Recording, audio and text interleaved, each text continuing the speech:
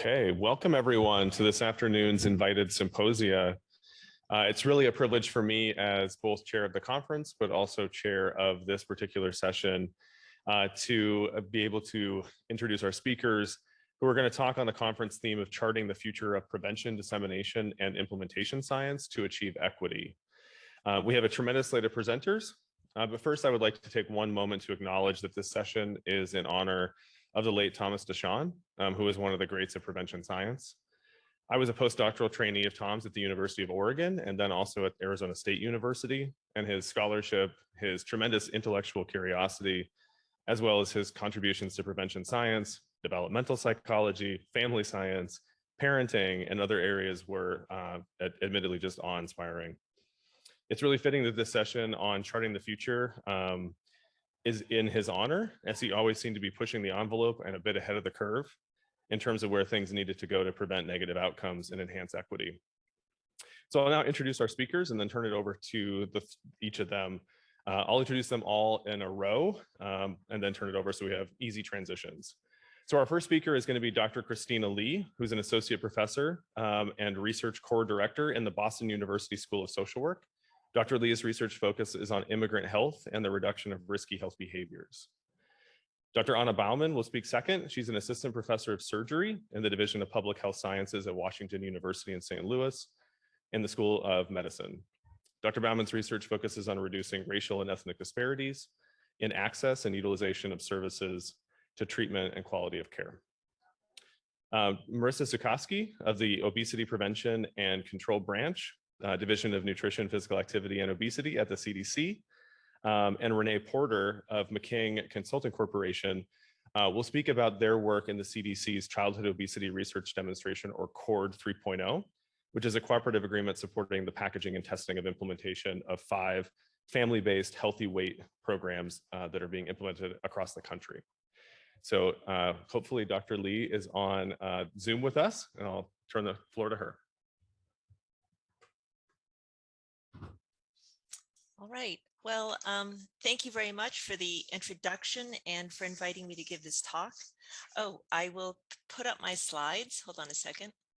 Forgot that I'm.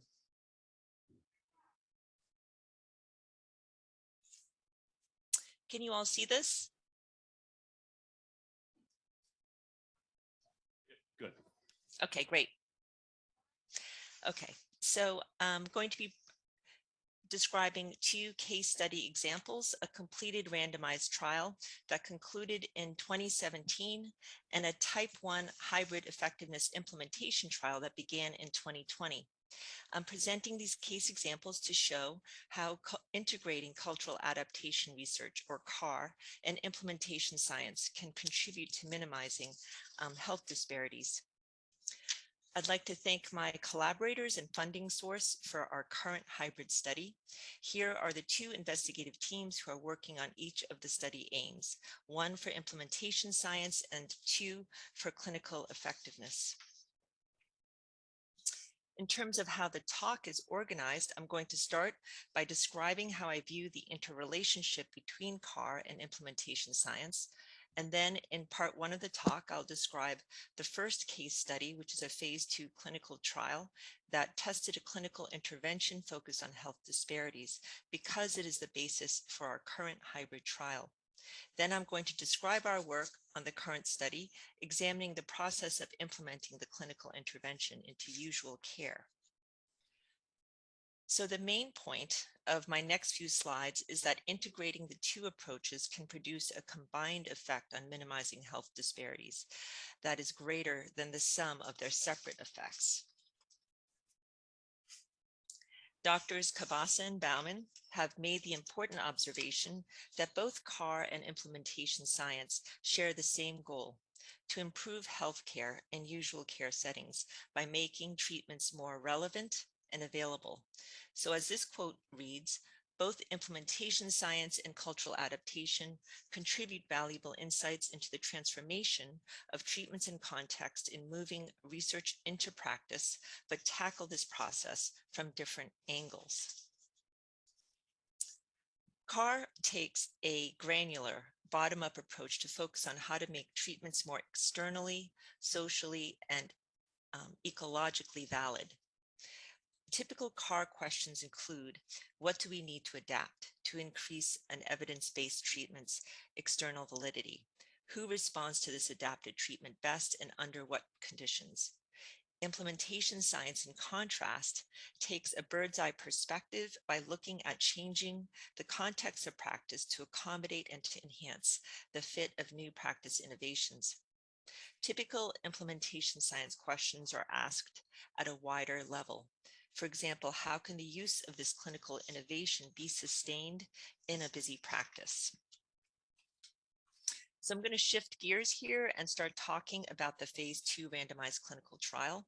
So first, in adapting an intervention, an important question to ask is, when should we do it? When is it really needed?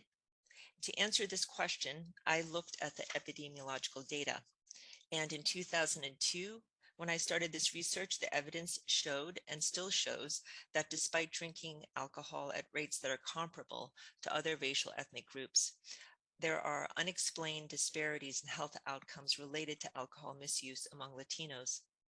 These negative health outcomes include higher rates of liver cirrhosis, higher rates of motor vehicle crashes involving alcohol, and higher rates of alcohol dependence. The second question to ask is, does the treatment itself need to be adapted? So the original treatment, motivational interviewing, is an addiction counseling strategy that was originally developed for people who needed help with alcohol use disorder. And here are some known and some not so well knowns in applying MI to people of color. First of all, it's believed that MI works well with racial ethnic minoritized individuals because of its focus on autonomy and evocation. It's presumed that individuals who've been oppressed are not used to having the opportunity to have their autonomy reflected back or highlighted. But the findings for MI with people of color are not as clear-cut. For example, in a secondary analysis of Black individuals in treatment for substance use disorder in the NIDA Clinical Trials Network, those who received an unadapted MI showed increases in drug use days compared to treatment as usual.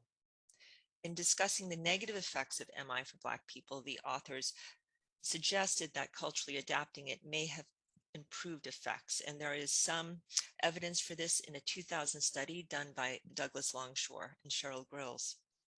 Altogether, the evidence indicated that adapting MI might enhance its fit for Latino heavy drinkers. So in developing this treatment, I use a model of adaptation proposed by Dr. Anna Lau in 2006. Using a model of adaptation is important from both implementation science as well as CAR perspectives. From a CAR perspective, it's also important to specify what was adapted, as I'll describe next.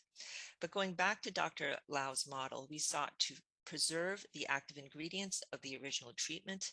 And secondly, we added treatment components to reflect the unique risk factors that we had identified in our early formative focus group research. In this focus group research, which was published in 2006, the key risk factor for unhealthy alcohol use for Latinos was determined to be the discrimination and stigma that people experience for having immigrant status, not being able to speak English, or for their race or ethnicity. So the key thesis underlying the development and testing of the adapted treatment was that discrimination and stigma were drivers of addictive behavior among people of color, and that addressing these factors would augment treatment effects. The open series trial that we published in 2011 indicated high levels of satisfaction and that MI treatment ingredients were retained in the adapted version. We then completed a small clinical trial reported in 2013, which indicated that the CAMI outperformed the MI. In 2012, we were fortunate to receive funding to conduct Project CAMI. This was a study that was done in collaboration with the Community Health Center, the South End. For this, I convened a community advisory board that met before the study started, during the study, and after the study ended. Here you see the consort diagram. We were able to study enroll about 296 people. 50% were randomized to either condition. For the sake of time, I'm going to focus just on one primary aim, examining discrimination as a treatment moderator. Engagement response to the adapted treatment was positive. We recruited up to 20% more people in the same time period, and we were able to retain up to 80% of our study participants over the course of 1 year.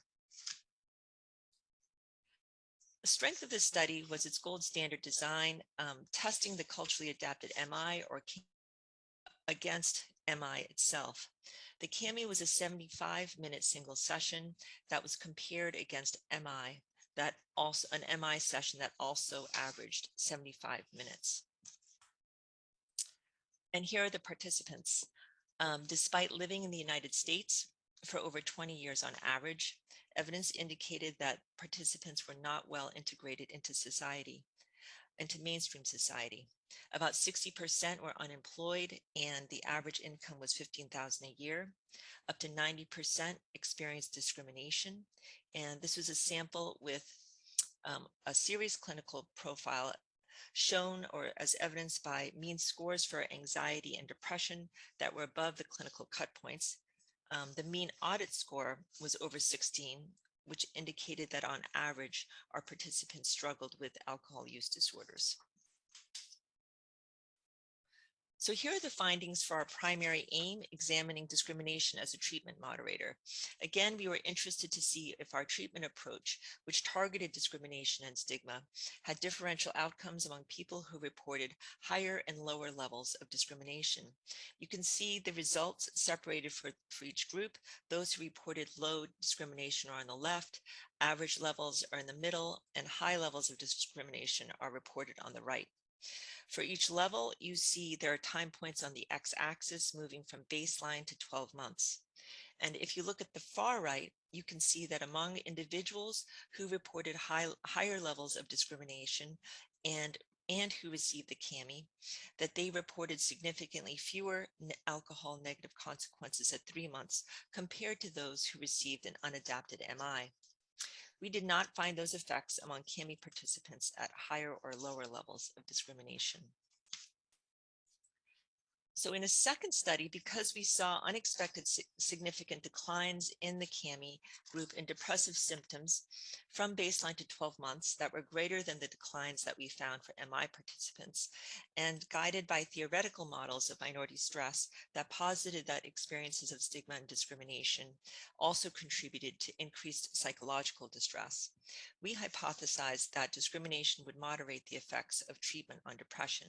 And here are the results. As you can see on this graph, both conditions demonstrated significantly lower levels of depressive symptoms at 6 and at 12 months. The CAMI line is in bold, compared with baseline. After controlling for gender, place of birth, household income, discrimination, acculturation, and age. CAMI participants reported significantly fewer depressive symptoms compared to MI participants at 12 months. So the takeaway for both studies was that for those experiencing high discrimination and who received the CAMI, there were significant reductions in alcohol-related problems at 3 months and depressive symptoms at 12 months. So in summary, the evidence shows that the intervention by targeting discrimination and stigma led to such reductions. For that reason, I chose more presently to reframe the intervention more broadly as a culturally adapted stigma mitigation intervention. And here on this slide are listed some of the purported active ingredients which I'm exploring in other studies. But here is one I'd like to highlight. We showed that we must create the space for people to talk about difficult experiences of discrimination or stigma that may be challenging not only for the client, but also for the clinician to discuss. And we gave some instruction and answers on how to have those conversations. In a recent review of the literature published by Mark Hatzenbuehler, our study was cited or noted as one of the few that has significantly tested stigma and discrimination as a treatment moderator. So in considering implementation, an important question to ask is, was there any evidence that this approach might be translatable to a real-life context? So in the phase 2 trial, I gathered some evidence from different sources to explore the social validity of this approach. At the participant level, many of our Many people referred acquaintances and wanted to continue the study with us. In post-study interviews, we also reached out to participants and asked how, if at all, the intervention had helped them. And many told us that they had never talked about some of the issues that they had shared, and that doing so is helpful. This observation was corroborated by study therapists who reported the same thing. I also did exit interviews with study therapists who told me that delivering the CASME was more interesting and natural than delivering the MI. And when I presented the study findings to the American Society on Addiction Medicine a few years ago, a doctor raised the question, should we screen for discrimination at every encounter?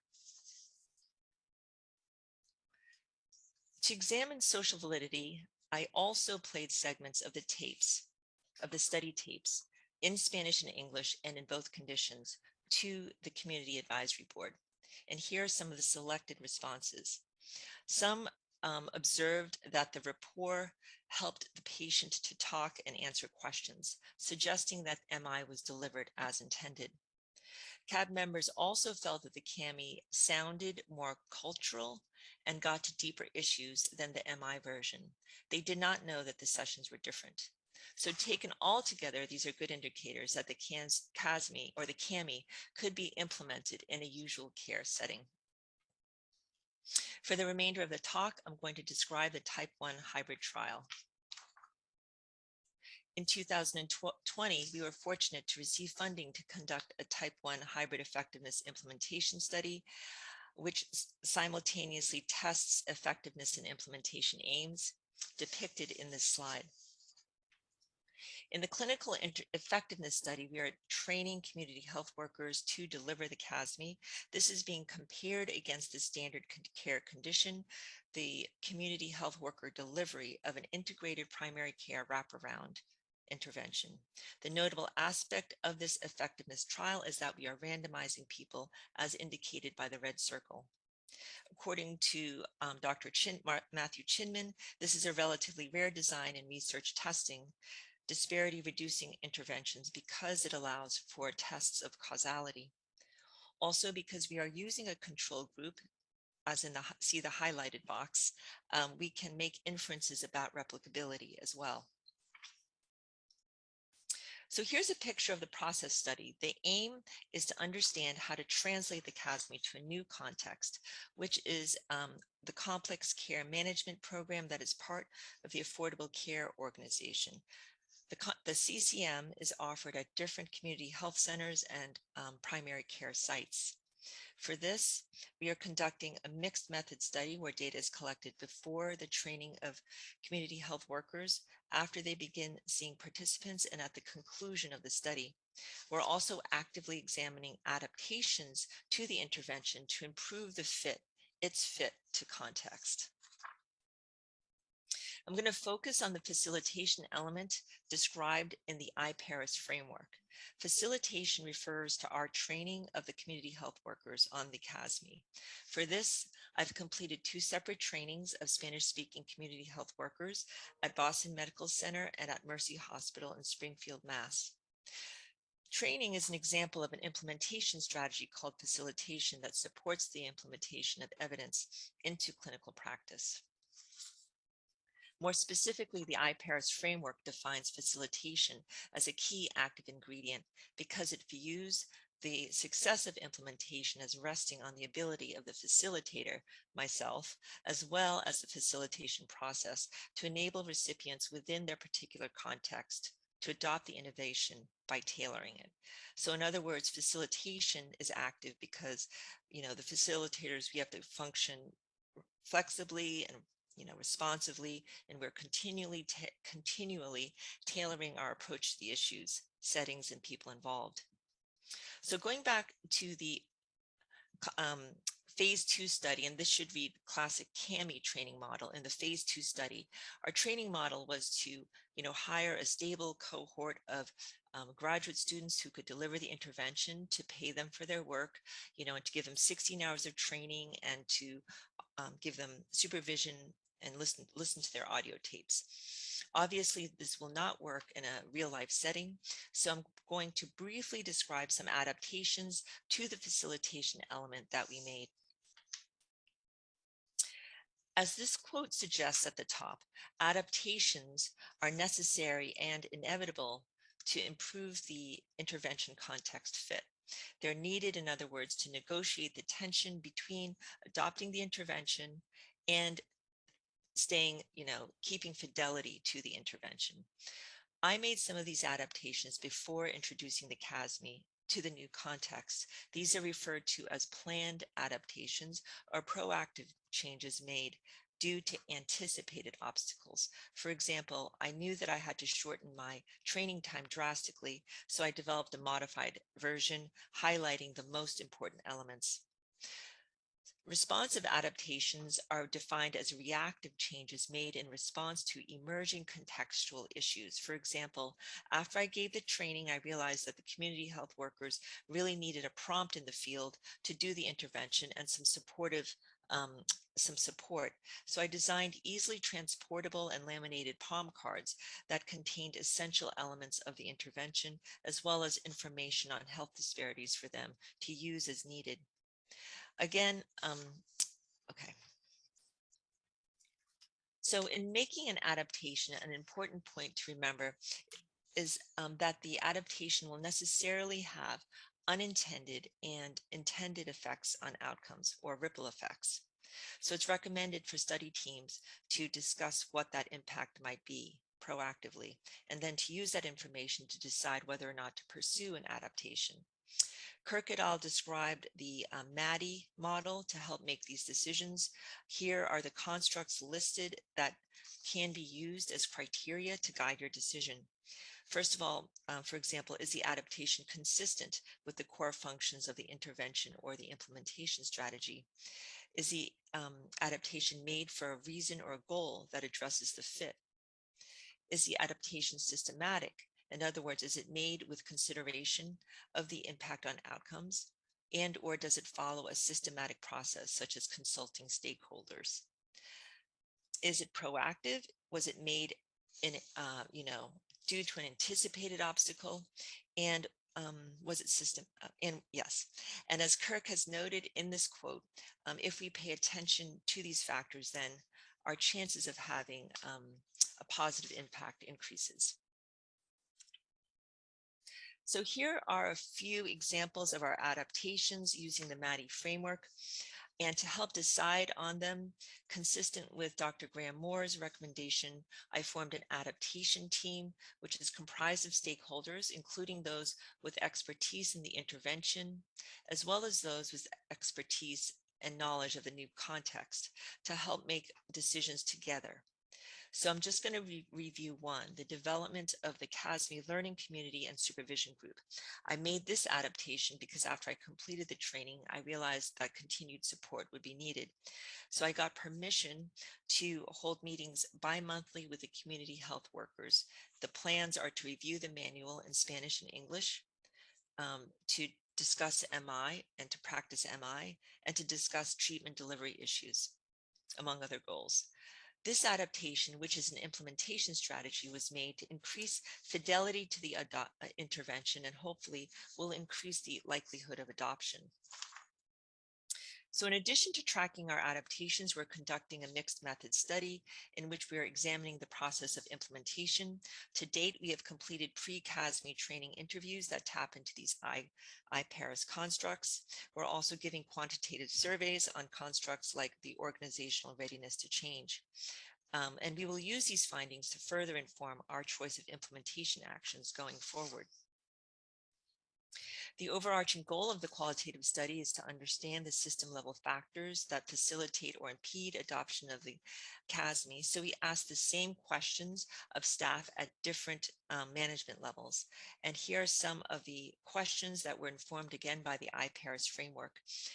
When you have a patient with unhealthy substance use who doesn't think they have a problem, how would you approach them? Or how would you raise the issue? I'm also particularly interested in examining the awareness of stigma at different levels. So as you can see in this question, in working with Latino CCM patients with unhealthy substance use? What are the challenges they describe in getting the help that they need? Here are some selective qualitative findings that just came out a few weeks ago. And for the sake of time, I'm just going to review one in depth. The middle bullet, the respondents talked about the many different kinds of stigma that their patients faced. And one surprising theme was that the CCM staff described having many trainings in cultural competence and in substance use treatment, but shared that these trainings were not really used or applied in real life. So the next step for our adaptation team is to decide whether or not to adapt the intervention to the context with this known information. And that's what we're doing right now. Here are some of the quantitative findings. Real quickly, most of the respondents were female. The community health workers were 15 years older and saw the most patients. Everyone had roughly the same amount of training in cultural competency and substance use, about 5 to 10 hours, which supports the qualitative report. Although this is limited data, there were a few emerging patterns. First, that more years on the job and more patient contact seem to be associated with a lower readiness to change. Another interesting pattern were that community health workers reported screening most patients for substance use disorder, but only screened some of their Latino patients for substance use disorder. Finally, we're also looking at the implementation strategies that can impact outcomes, adoption, and disparities. These strategies are taken from the ERIC pool of 73 discrete implementation strategies, and I have put in red some of those that we are already using. So in summary, I hope that this presentation has given you some ideas on how integrating knowledge from these two fields can accelerate the work on minimizing health disparities. First, a combined approach can tell us how to disseminate an evidence-based treatment that targets health disparities in a usual care setting. Secondly, a combined approach can tell us how to optimize the fit between intervention and context.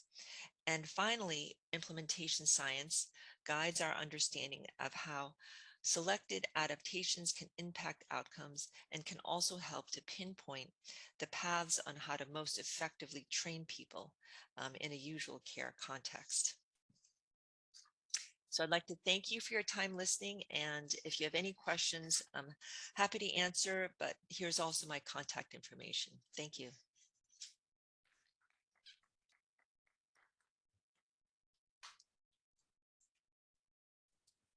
I'm going to turn this over to Anna in 1 second. Just want to make sure that we are.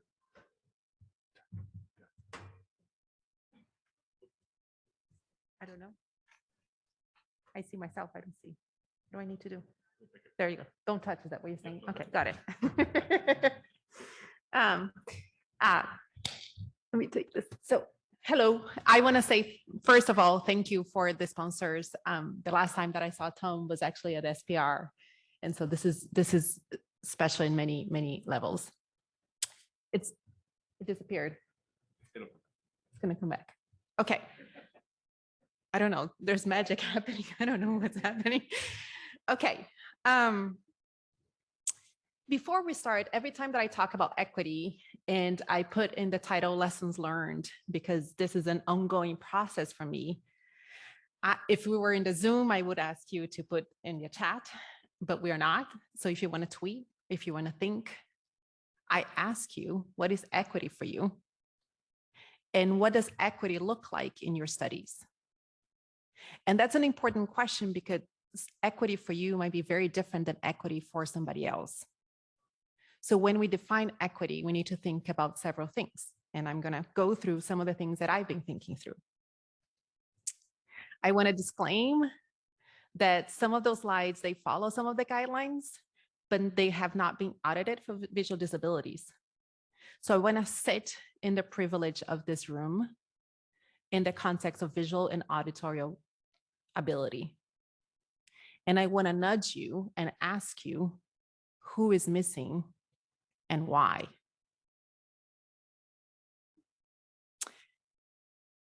I'm going to say several words. I'm not going to go deep on any of them,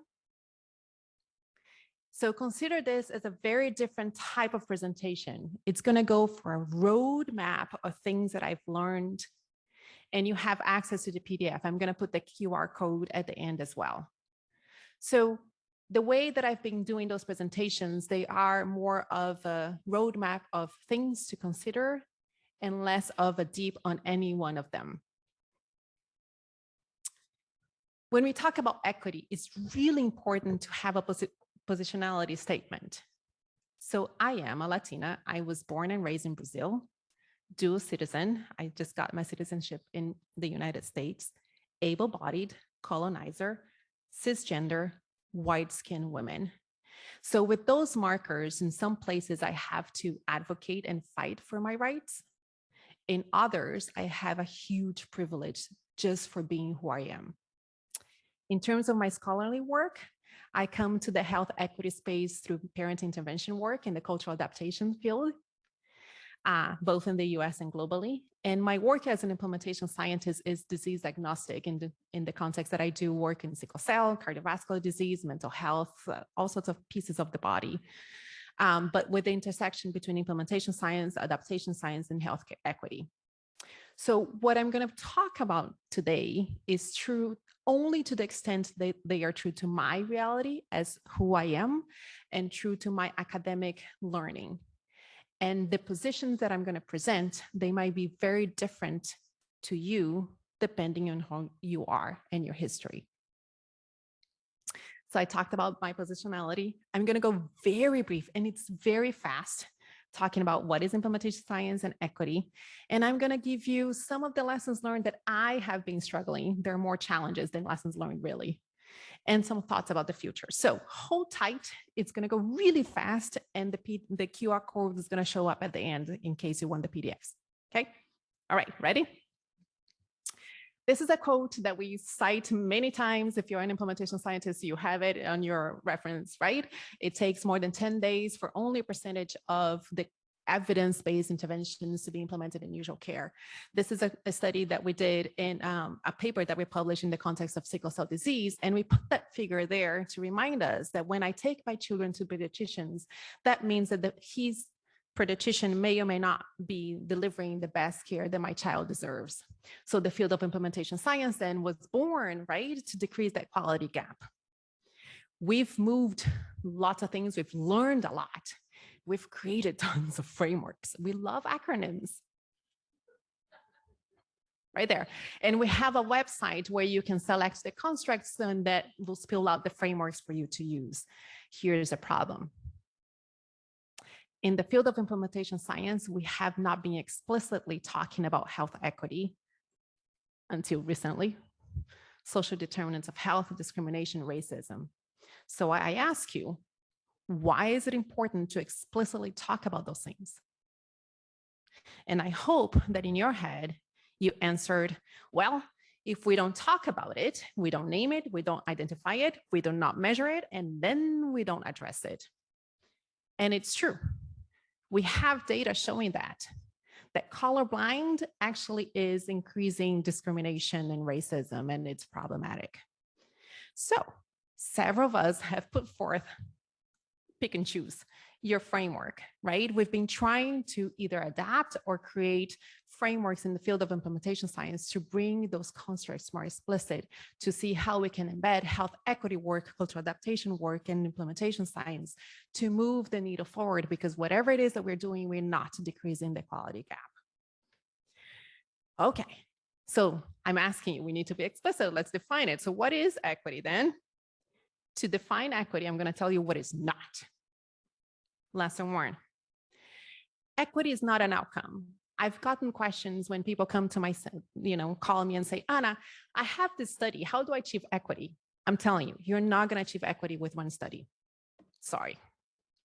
Equity is not a checklist. When you have a bunch of things and you say yes, and then you're like, okay, I achieve equity. You're not. Equity is not diversity. Diversity is a path towards equity, but it's not the same. Equity is not a context of if you raise, I fail, where if you give resources to one community, the rest of us are going to fail. In fact, if you give resources to one community who needs it, everybody rises. All right. So what is equity then? Hold on. Equity is different than inequality. We've seen it, right? COVID had put it all explicit. Community A has lots of resources, community B does not. That's inequality. So then we implement the same intervention in both communities. That's equity. Or equality. That's equality. Sorry. Right? Implementing the same thing for the different communities regardless of the context. I had too much coffee. Equity then, from my perspective, is adapting the interventions or the strategies to fit the context of those different communities. It's my hope, though, that in one day, the title of the talks would be Social Justice, where we really think about systemic approaches to tackle different things like policies. So then people can receive the best care that they deserve, regardless of where they are. So let's define. If you haven't seen, JD is also part of one of the papers. This is a special issue that is dear to many of our hearts. And the definition from Audrey Loper et al. About equity-oriented implementation research. A study that has a flavor of equity would be a study that has explicit attention to the culture, history, values, assets, and needs of the community, integrated into principles, strategies, frameworks, and tools of implementation science and EBIs that promote equity and address inequities and their root causes that are routinely implemented in settings serving historically marginalized communities. Huge paragraph. Let's walk through what might be something like that in my perspective, okay? To think through a study that has an equity-oriented flavor, we need to think about what is your research question. It starts really early on. What types of questions are you asking? Why? And to benefit whom? What are the potential unintended consequences of your research questions? And let me tell you, there will be. How do you check then for equity flavor? You check by asking who is giving you research feedback on your questions. How are the voices of those who are disenfranchised, historically underserved populations being heard? Who is part of your research team and who is not? And why? What methods are you using to ensure that different voices are heard? Remember, diversity does not mean equity. What are you measuring? Why? How? Which social determinants are you measuring? And if you're not measuring, why? How are you examining racism, discrimination? And if you're not, why? Why is it important to ask those questions? It is important to ask those questions because even in the definition of implementation science, implement evidence-based interventions in usual care. What is an evidence-based intervention? How was it defined? And it turns out that if we see data over data shows the absence of historically underserved, disenfranchised populations in our clinical trials.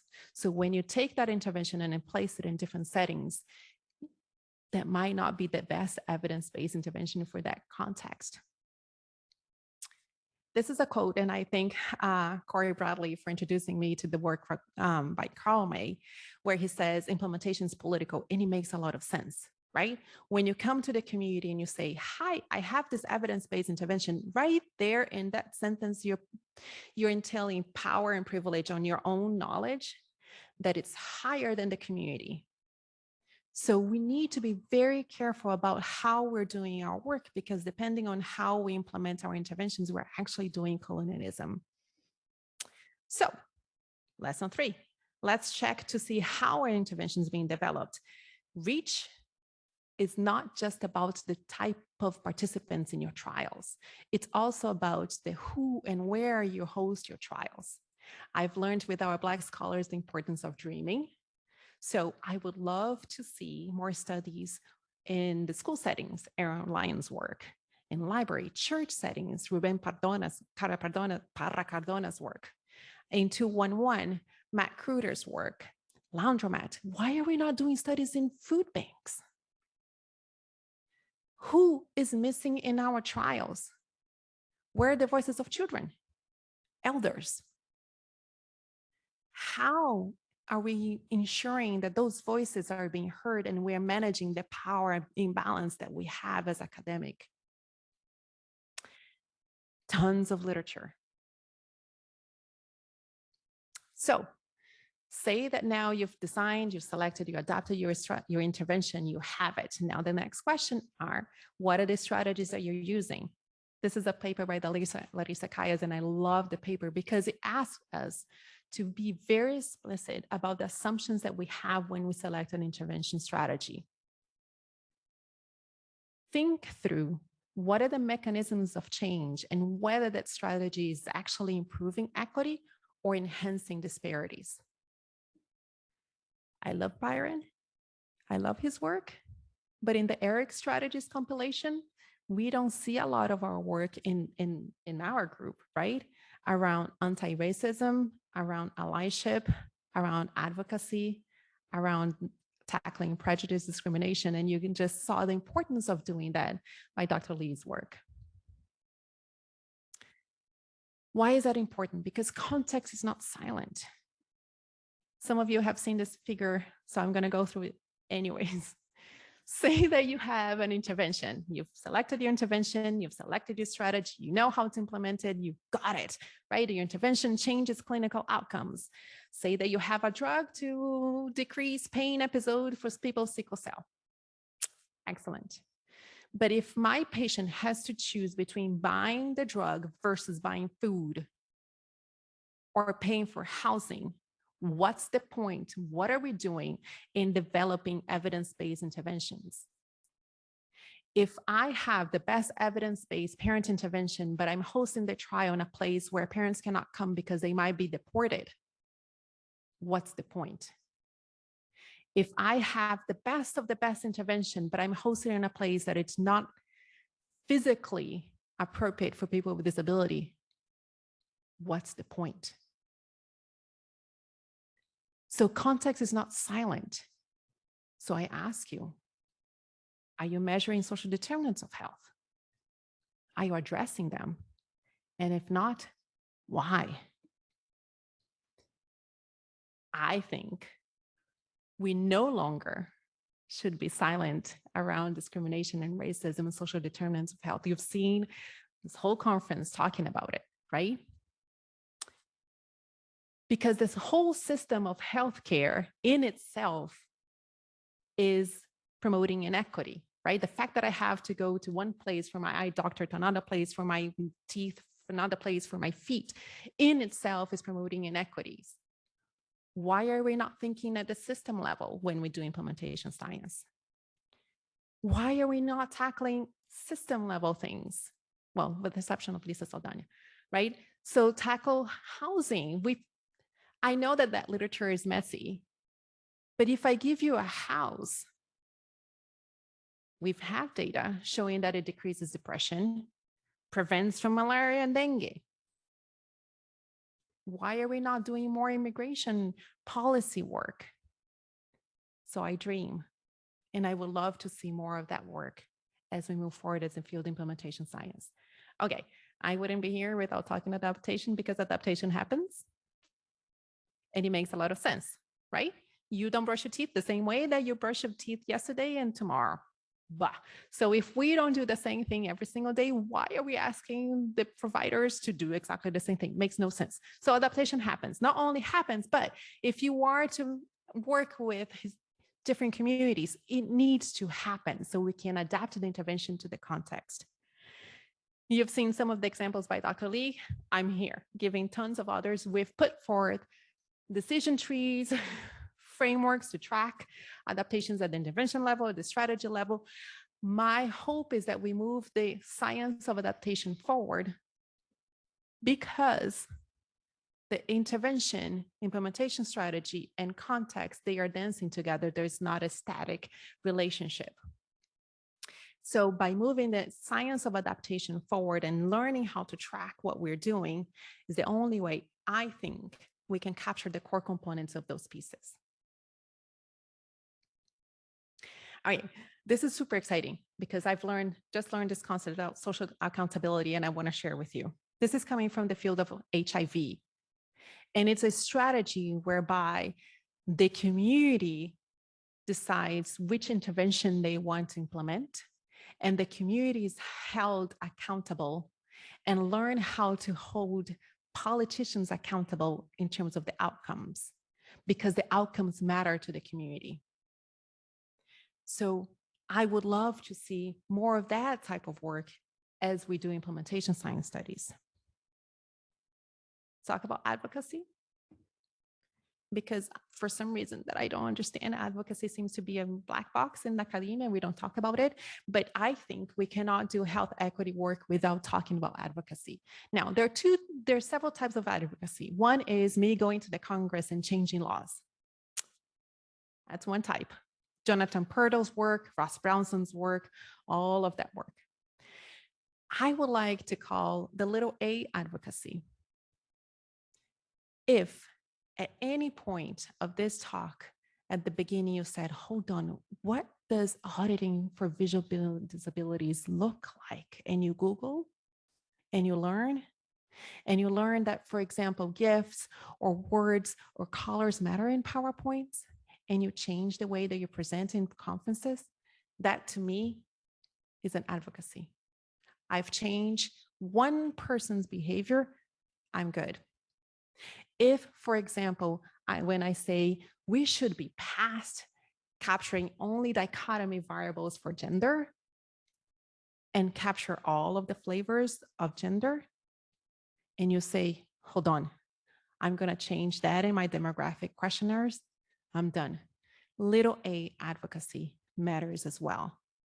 The other type of advocacy, if you have time, I would highly encourage you to read Garneau's paper, is how we frame the work that we do. So I'm going to go fast, I promise, I'm almost done. Think about the emergency department. So in the context of sickle cell disease, people have pain episodes, they come to the emergency department and they have to be treated with opioid. So the studies have been developed to say they have to get in, they have to get out. Time is the primary outcome. If you flip the narrative and say, people that come to the emergency department, they need help. And the outcome is not getting out, but the outcome is well-being. How would that be different in terms of outcomes, in terms of methodology? So there are many flavors of advocacy and in thinking about how you even consider health equity in your studies. Story time, because learning about equity is a process. All right, so I don't know if you've gotten, but I'm passionate about this, and I'm coming from the parent intervention. So I was giving one of those conversations and I was like, and then parent intervention, and we changed our manuals to say from moms and dads to caregiver, because we want to bring the abuela, the tío, the family. So I'm having this conversation with someone, and then here I see a hand. And the person says, all is good. I love what you do. I see the passion, but here's the point. As a queer person, all those family interventions and parent interventions, I don't feel welcome because they're coming from a normative perspective. And the people who recruit them, they're not all tend to be cisgender. And it's true. And man, that conversation hurt. Because if it's not hurting, you're not doing equity. So as you think about your research questions and how you're recruiting and how you're retaining and what you're doing, what you're adapting and why, we need to check for your positionality, because power and privilege is a thing, and how you position and how you think about it and what are your blind spots matter. Otherwise, you're doing health equity tourism and you might actually be doing more damage. Now, that is not an excuse to not do equity work. If you read the paper, there are guidelines on how we can actually do good work. Equity then only happens if you practice it. If you know how to weave and if you are always aware of your blind spots, because there will be. There are tons of emerging areas in the field. We just got this paper published. The whole summary is there are frameworks, there are methods. We now need to learn how to do those things, how to engage the community, how to measure all the things. Community engagement implementation, policy and policy implementation, systems thinking implementation science. We have the science. We need to sit down and learn from the wealth of literature from our health equity work, from our cultural adaptation friends, from our Black scholars, from our Latinx scholars, and actually, so we can move the field forward. There is a slide with the resources. They're yours. I'm a glass full of optimism. I think we can do this. I think we can achieve it, but we're going to have to change a lot about how we think about our studies. And there's the QR again. Thank you.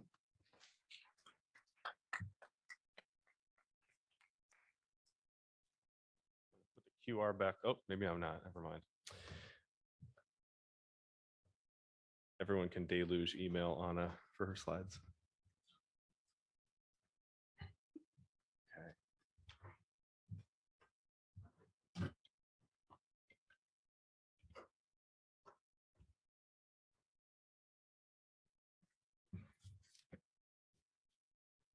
Hi, good afternoon. For those East Coasters, happy dinner time, because I don't know about you all, but my tummy's rumbling. Thank you for inviting us here today. We're honored to be included in this panel with experts in the field of implementation science, because we are not experts, and it's not intimidating at all to go right after Anna Baumann. Nope. We are here today to talk with you about our observations around the implementation of 5 family healthy weight programs. My name is Marissa Sucosky, and I am the project officer for the 3rd iteration of the Childhood Obesity Research Demonstration, which we often call CORD 3. More on that soon. I would also like to introduce Renee Porter, a pediatric nurse practitioner working with my team. For 15 years before beginning her work with us at CDC, she oversaw a family healthy weight program at Children's Hospital, Colorado. Oh, I forgot to point out our contents of our presentation are our responsibility, and we have no conflicts of interest to disclose. In today's talk, we'll briefly describe child obesity and the evidence base for treatment, but we will primarily focus on efforts to support spread and scale of family healthy weight programs and observations around equity and sustainability in these programs. Excess weight in childhood is a complex health issue, not a lifestyle choice. The causes of excess weight gain in young people include factors such as health behaviors, environment, and genetics, and can be compounded by stress, bias, and historical and ongoing trauma. Health behaviors that influence excess weight gain include consuming high-calorie, low-nutrient foods and beverages, not getting enough physical activity, and sleep routines.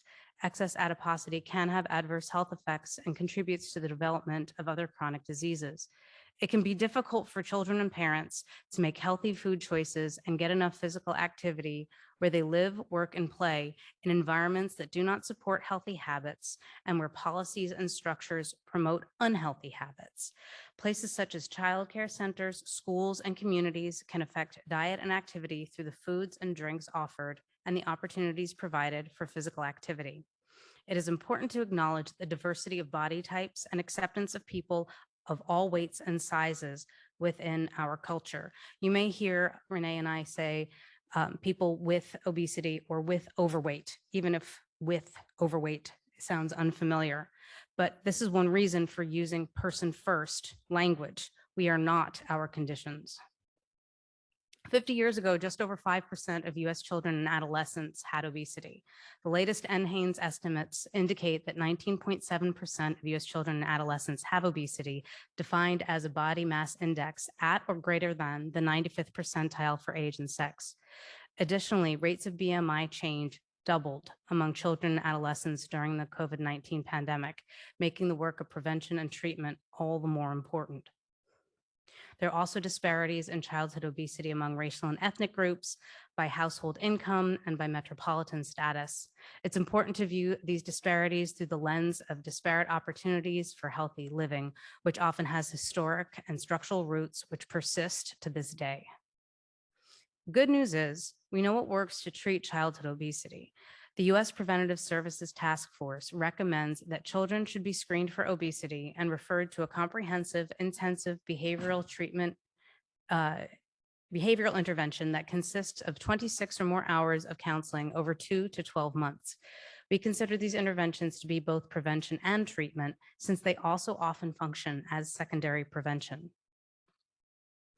The problem that is germane to this talk is the lack of packaged, accessible interventions. Most of the available interventions sit in academic settings and centers and aren't available for most clinicians to refer to. Most families have no available family healthy weight programs in their communities. This is where Cord 3 comes in, to address the supply side of the equation with multiple interventions that are flexible in nature to meet the needs of diverse communities. We recognize that this is not a one-size-fits-all approach. In Cord 3, we're building on lessons learned from the past 10 years of Cord to increase the availability of evidence-based family healthy weight programs by supporting recipients in packaging their interventions into readily accessible formats and pilot testing them in real-world settings. The recipients are charged with implementing in a new setting or with a new population than that which had been engaged previously. The package will include implementation manuals, training curricula, and evaluation and quality control materials. Supporting in this case isn't just with financial support. Something that is different about this federal award is that it isn't a grant, it's a cooperative agreement. So unlike grants where you might receive your award and never speak to your project officer again, cooperative agreements require substantial government involvement, meaning that the recipients have to talk to us all the time. We have monthly one-on-one calls with each recipient and monthly learning collaborative calls. This affords really wonderful opportunities for technical assistance, brainstorming, information sharing across recipients, and PDSA cycle type observations and adjustments. And unlike some other federal agencies' generous awards, these are fairly small.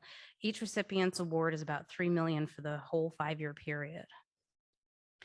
The 5 Cord 3 recipients are packaging and testing a diverse set of interventions, each consistent with the USPSTF recommendations for content and dose. The family healthy weight programs include holistic approaches to health and measure other relevant outcomes such as social connectedness and quality of life, not just reduction in excess weight. They also address bias and stigma on the part of the interventionists and in the systems in which the programs function. The family healthy weight programs can be delivered in varied settings by varied interventionists, which will allow for the flexibility needed to provide opportunities for uptake in a range of communities. The bolded text in the second column emphasizes some of the unique features of each of the programs, such as delivery by a clinical versus non-clinical health professional or virtual versus in-person delivery. Some of the varieties of settings include for qualified health centers, housing authorities, local health departments, and parks and recreation. This represents the recipients' collective plans for years 1 through 3. Pretty basic expected stuff for an implementation trial. But then COVID struck. The first question that emerged was, do we have to put this whole thing on hold? Or might shifting to virtual delivery be just another modality to test?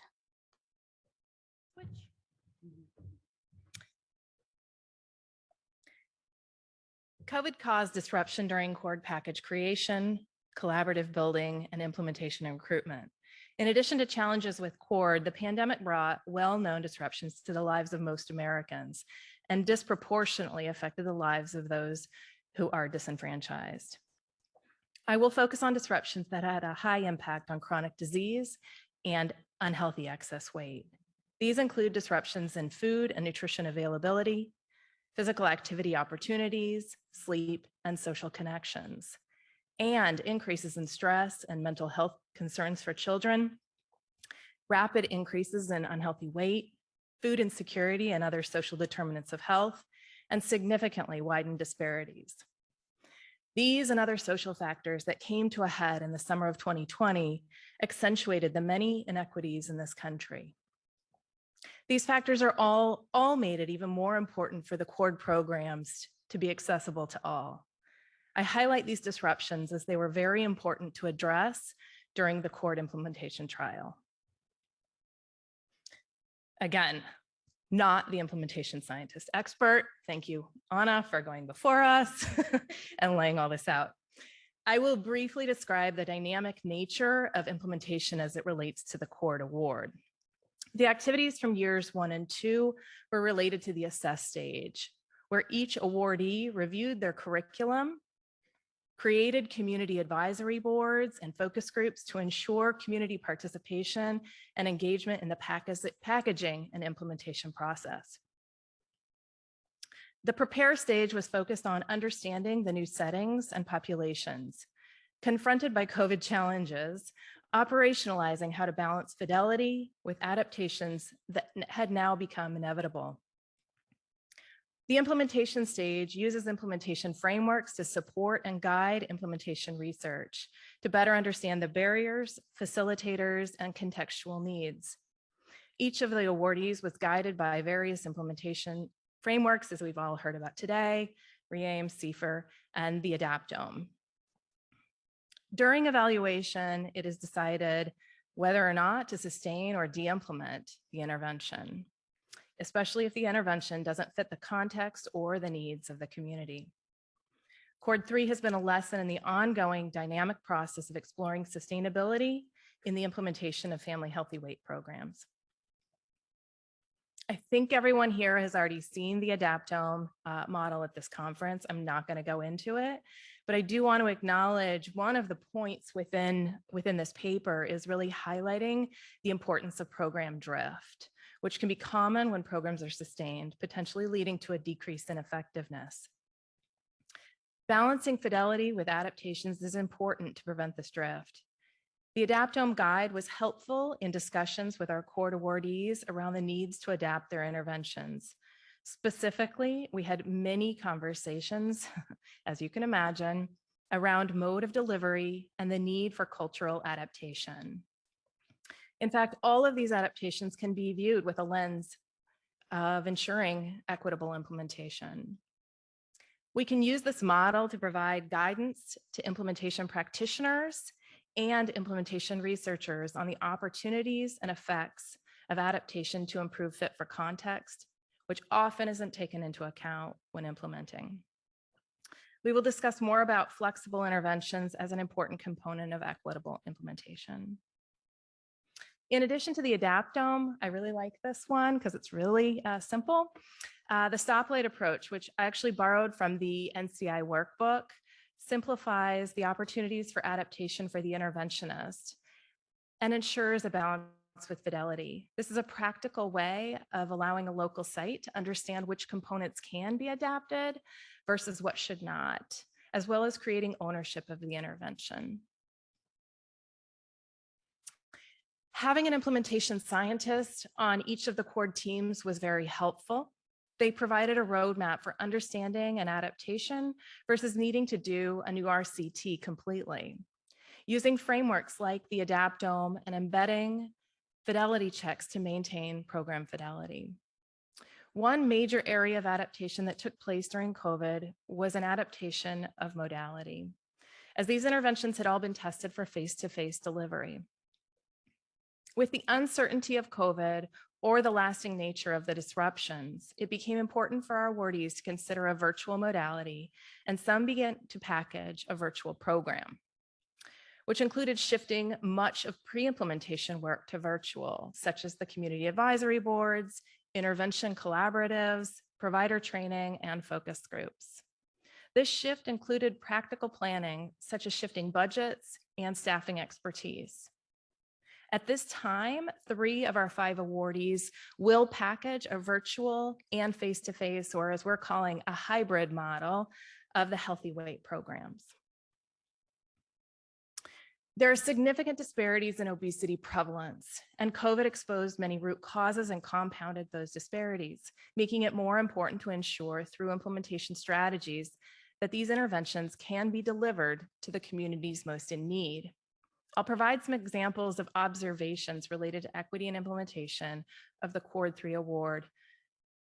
Adding a virtual option required that programs assess participants' access to technology, both web-enabled device and connectivity. Programs saw an increase in participation, likely due to removing travel as a barrier to participation. At this time, it seems likely that these virtual options will be sustained between schools' commitment to issuing devices and initiatives to increase access to broadband. But as is important, it's always really important to continue to track this to make sure we're not widening disparities. Programs have had to translate their interventions into other languages, and in some cases, the need for this had not been anticipated. To bridge this gap, rather than depend on free labor, they should consider rebudgeting to avoid further burdening a community or a system.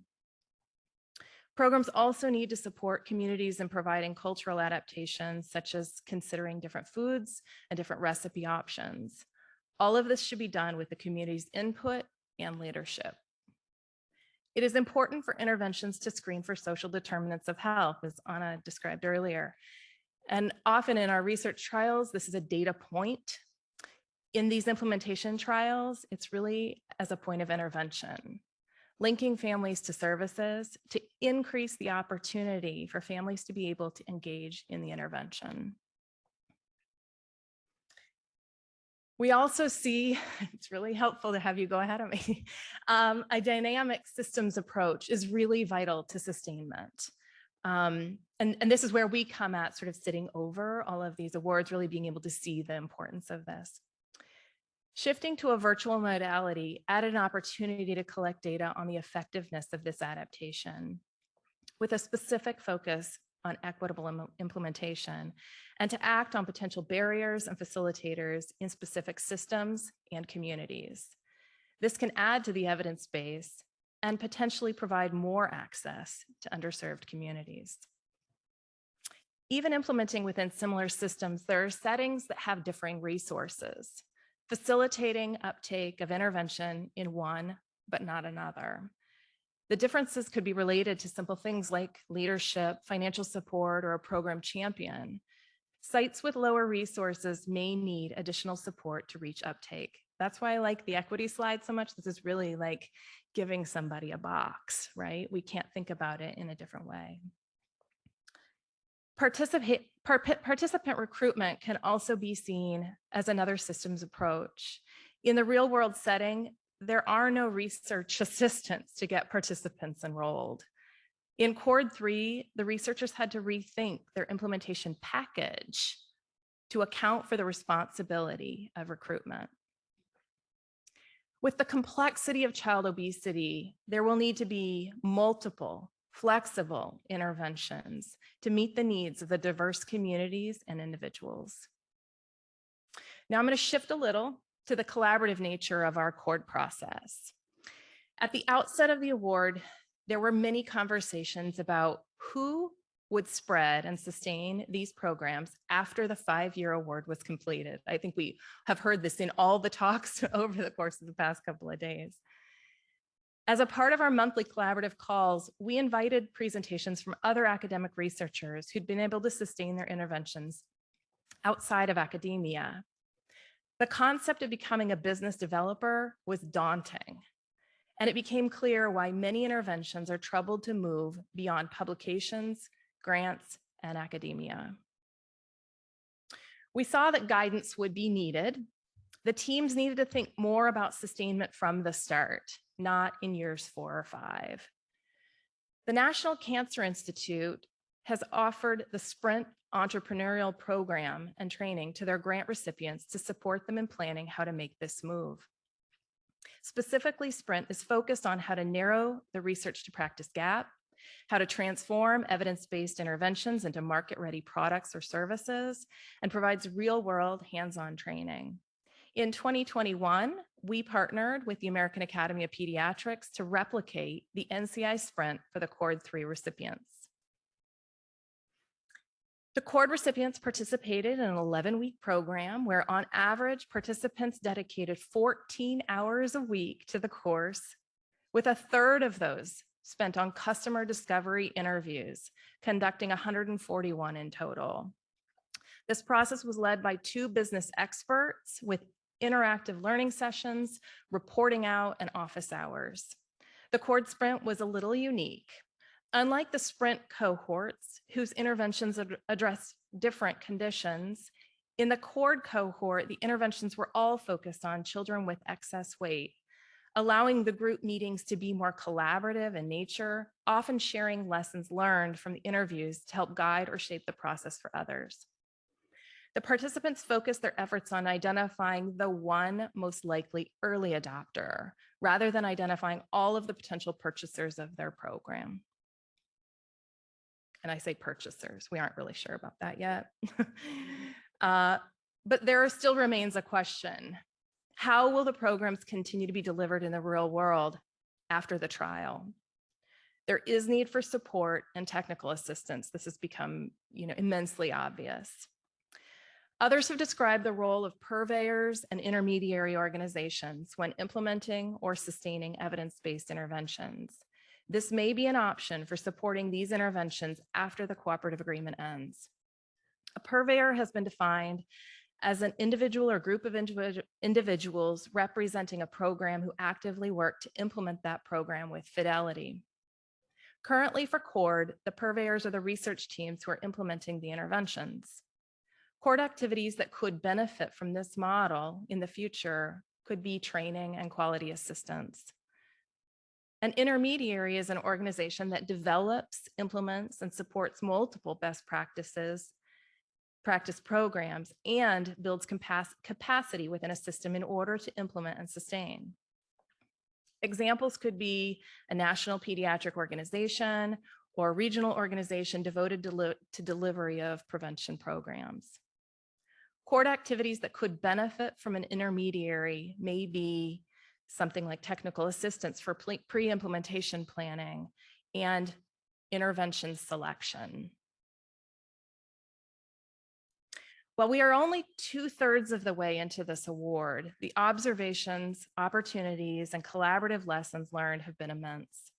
For years 4 and 5 of this award, many of the awardees will continue with a slight delay in their intervention trial due to COVID while working toward finalizing their package.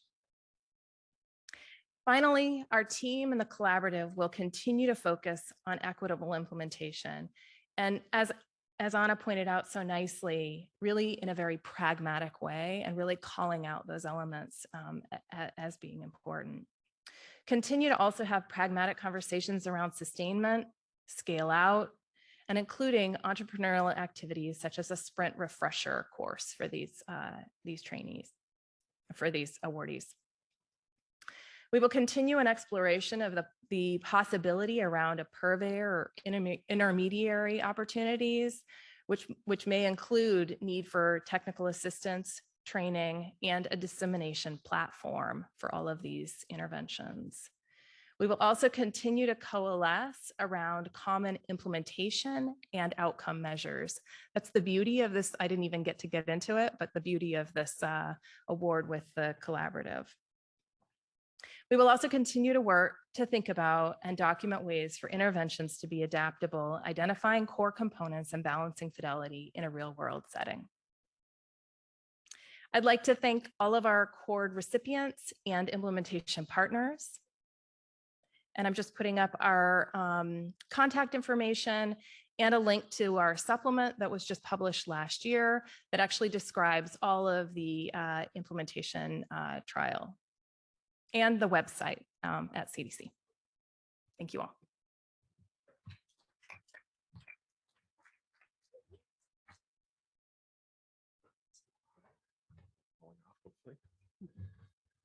All right, thank you to all 3 presenters.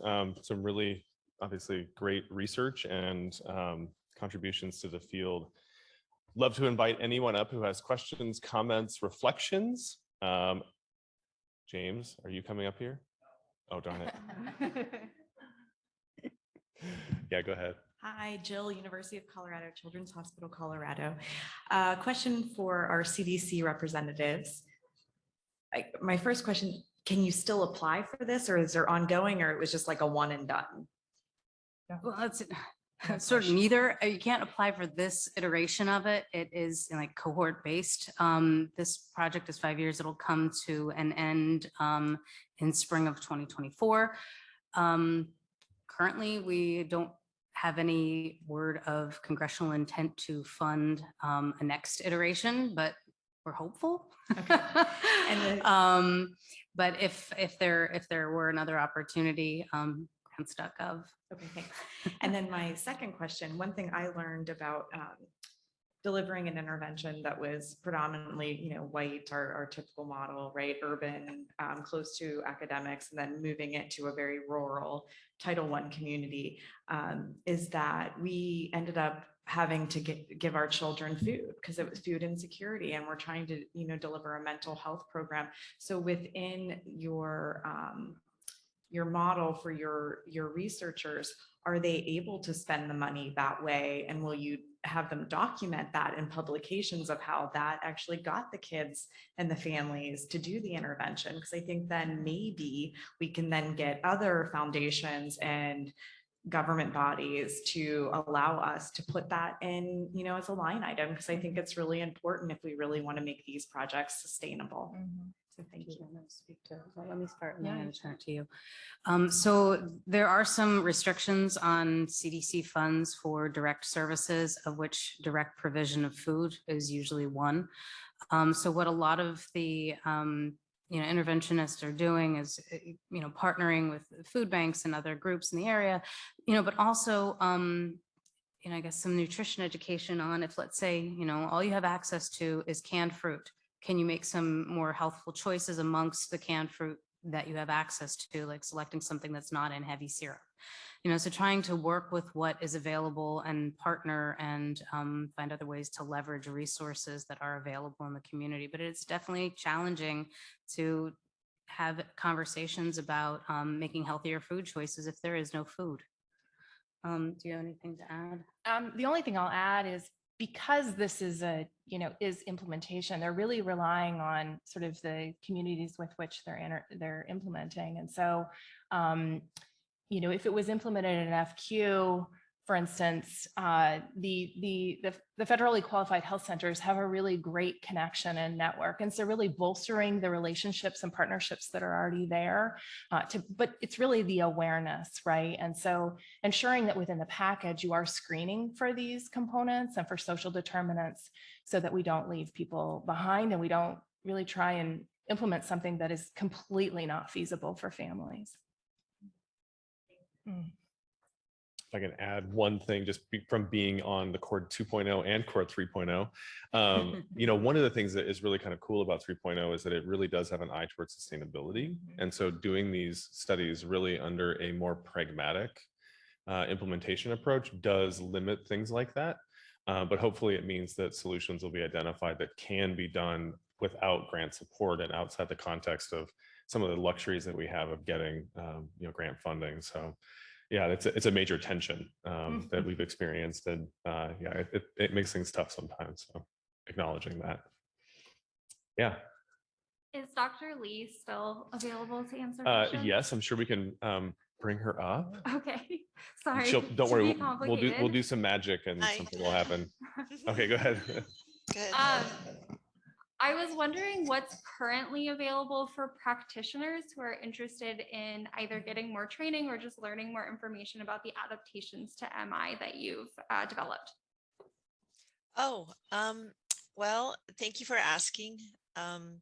You can email me. I typically hold trainings. I teach classes, and this is a little embarrassing, but I've been asked to write a book.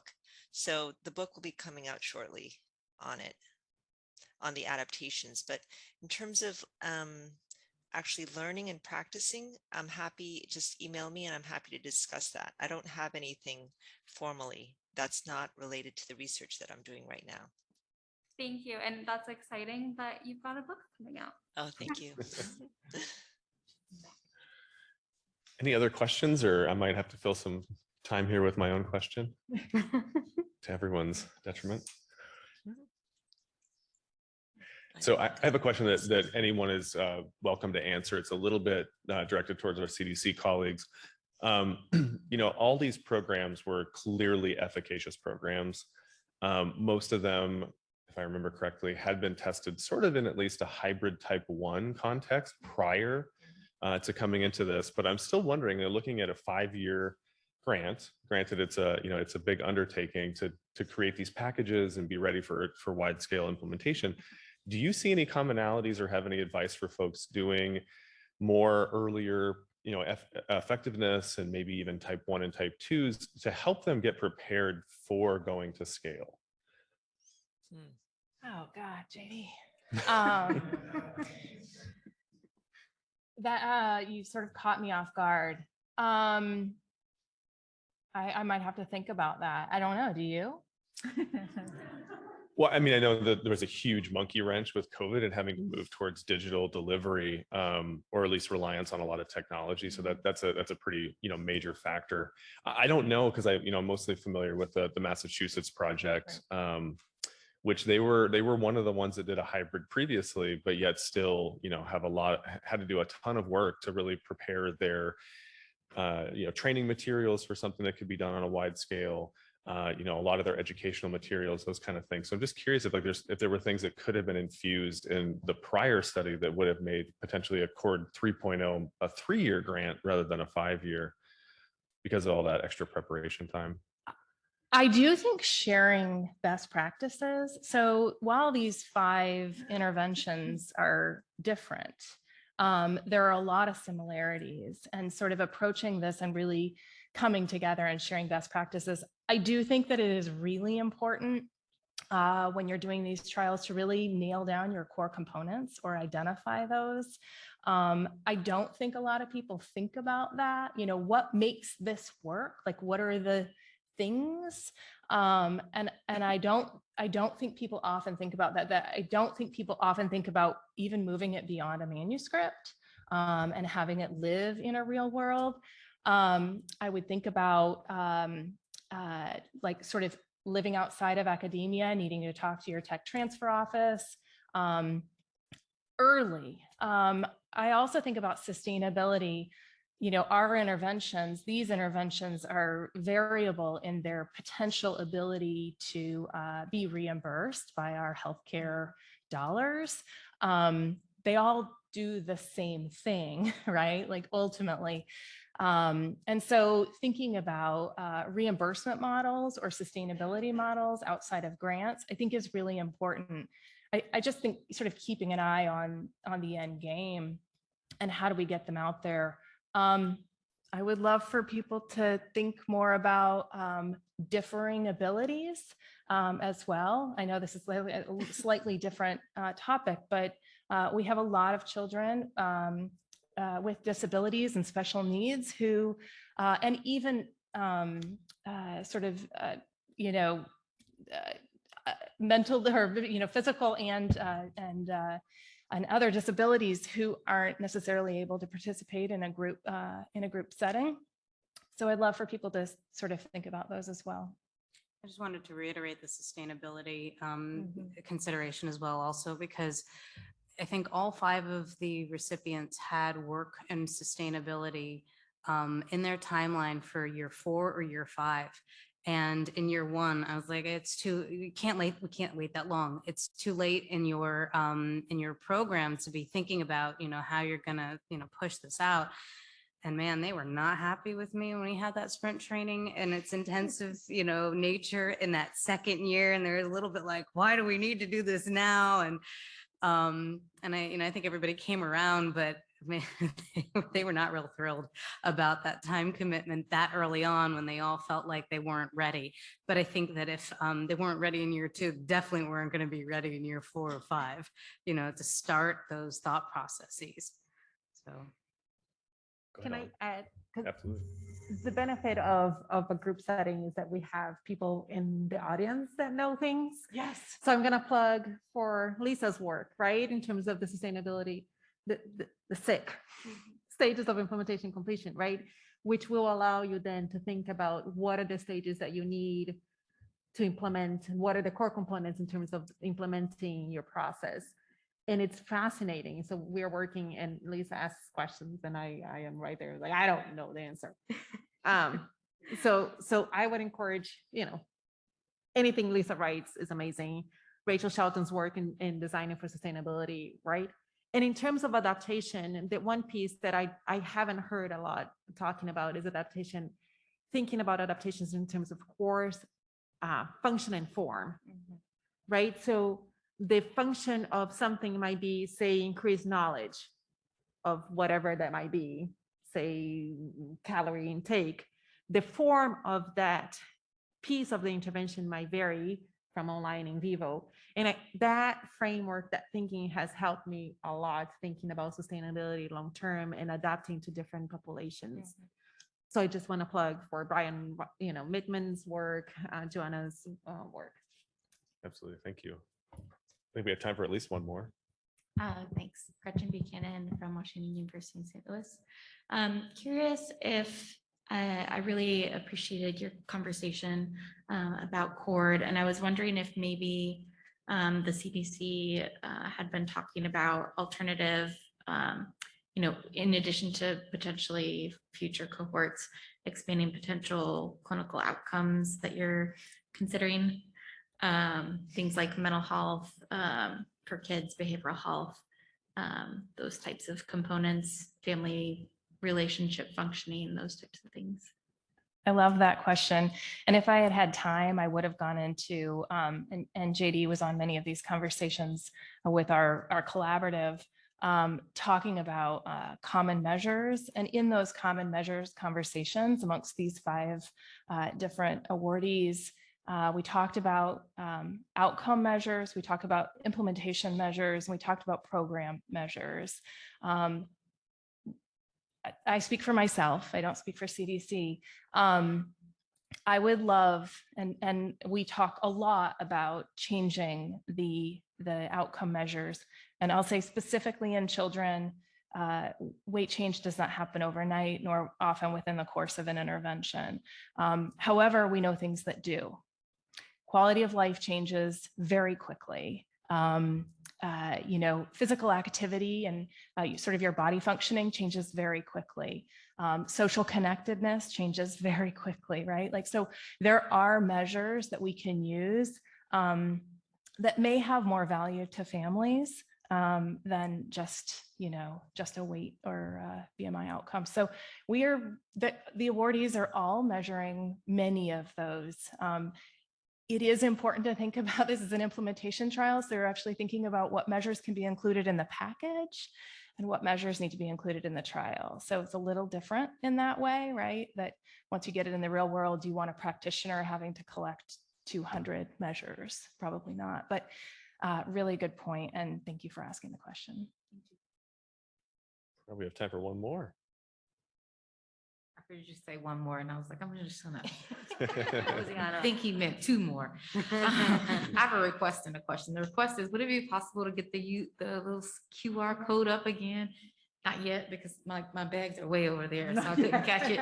And then the question that I have is, I'm just curious in thinking about adaptations. How, if at all, are you incorporating the just new knowledge in the space that we're in adapting programs? So I think about some of the work that my team and I do, and we do some sexual risk-taking stuff. And so thinking about neurodiversity in it, and language around consent and inclusive language, like these are just things that didn't exist. Well, not to say didn't exist, they just weren't factored into interventions that were created probably any more than 10 years ago. So I was just wondering if you could talk a little bit about just incorporating new knowledge into an adaptation framework. I'll just take it first, then you can. So I was going to say another piece that I think if you are developing an intervention now and you are doing, a trial, an important thing to consider is the change in evidence. And so even since we've been doing this, the evidence has changed significantly. I mean, evidence has changed around modality, but evidence has changed around, I mean, you can think about nutrition evidence and how quickly that changes, right? So I think that's where we come in with like this intermediary and purveyor sort of participant, is like, how do we update the evidence in an intervention that we're going to put out in 2 years when some of the evidence may already change? So that's kind of where we're thinking, like, you know, maybe there's an opportunity for technical assistance, but also updating evidence pretty frequently. I think it's a really good point. Now that she's back to her phone, you need to put the QR code back up, please. You know, I loved your question because we're working on a project similar, and we're having a similar tension in terms of how do you think through the different types of adaptation while maintaining the core component of that intervention, right? I think that's your piece. So this is a half-baked answer, so play with me. The adaptome idea is that idea, right? Right now, to your point, we have evidence-based interventions, and we talked about what evidence-based might be, right?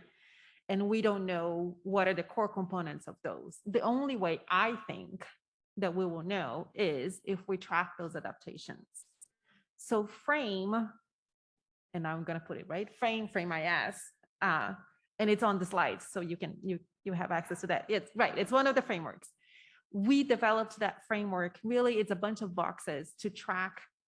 Don't get overwhelmed, you don't need to track all of them, but it's a bunch of boxes with constructs to see if we can track those things. So the idea then, play with me, is that you have an intervention, put in an Excel file, same intervention being delivered in different settings for different populations, and you're tracking which adaptations you're doing, why, how, who defined and why, right? So those are the components of frame. Proactive, what are the, which level? Once you have that data, that's when then you can do some analysis and identify what are the core components that were sustained, why, and which were the adaptations that were done, why. We don't have that right now. And I will say, we don't have that for a lot of interventions. We have some ideas.